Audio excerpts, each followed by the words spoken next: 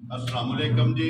जिस तरह के सारे जानते हो कि मंगल वाले दिन जो है ना मलक अफजाल लैड़ी वाले की वीडियो जी है ना ये जनाब अपलोड होती है। तो अलहमदुलिल्लाह शकीन झोटियां जड़ियां ने ना ये वीडियो के लग गई ने। अज भी जनाब मलक साहब की वीडियो बन गई है। झोटियां जड़ियां शकीन ने ना ये लग गई ने। मलक साहब एक बार खोलो जो है ना भरावान शौक जो है ना ये झोटी का करा छड़ी है जनाब। पहलन झोटी है मूँह च चार दंद हो के झोटी की नस्ल जी है ना ये भरावान ने चेक करनी है।